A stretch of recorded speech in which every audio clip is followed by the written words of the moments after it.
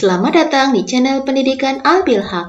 Kelas 6, tema 2, subtema 2, muatan pelajaran bahasa Indonesia, kalimat efektif dan informasi teks bacaan. Menuliskan informasi penting dengan kalimat efektif. Kalimat efektif adalah kalimat yang memiliki susunan sesuai kaidah bahasa Indonesia yang tercantum dalam PUEB atau Pedoman Umum Ejaan Bahasa Indonesia. Ciri-ciri kalimat efektif sebagai berikut. Yang pertama, memiliki unsur pokok atau penting, minimal subjek dan predikat. Yang kedua, menggunakan struktur bahasa yang tepat. Yang ketiga, memenuhi kaidah ejaan yang berlaku. 4. Menggunakan pilihan kata atau diksi yang tepat. Perhatikan contoh kalimat efektif berikut ini. Insinyur Soekarno dan Dr. Andos Muhammad Hatta memproklamasikan kemerdekaan Indonesia di Jakarta.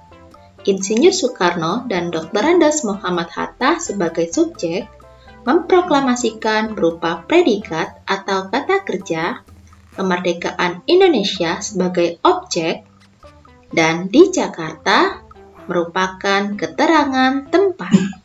Mari tentukan subjek, predikat, objek, dan keterangan. Beberapa kali TKR atau Tentara Keamanan Rakyat dan rakyat melancarkan serangan ke markas sekutu. Pada kalimat tersebut terdapat beberapa unsur kalimat. Beberapa kali merupakan keterangan cara, TKR dan rakyat, merupakan subjek, melancarkan predikat, serangan objek, ke markas sekutu merupakan keterangan tempat.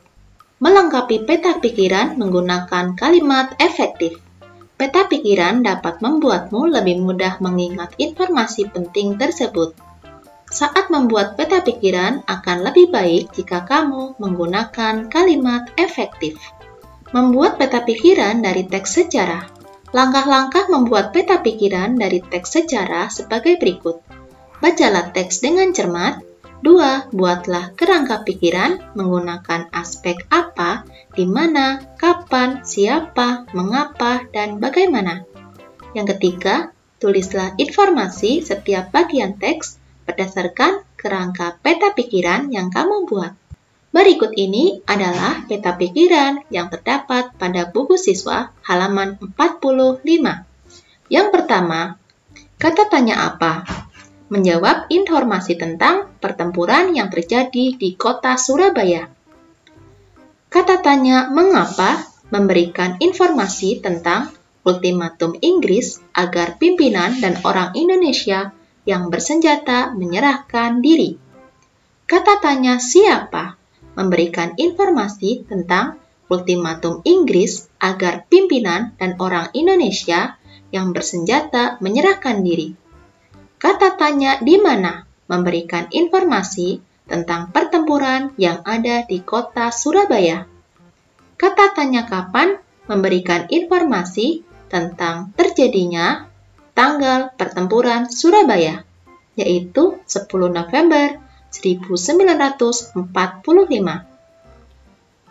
Kata tanya bagaimana memberikan informasi tentang pertempuran berlangsung dahsyat.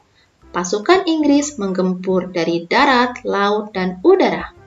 Menuliskan informasi penting dalam bentuk diagram. Kamu dapat menggunakan kata tanya apa, siapa, di mana, kapan, mengapa, dan bagaimana untuk menemukan informasi penting dalam suatu teks. Setelah itu, kamu dapat menyajikan dalam bentuk diagram agar lebih mudah diingat.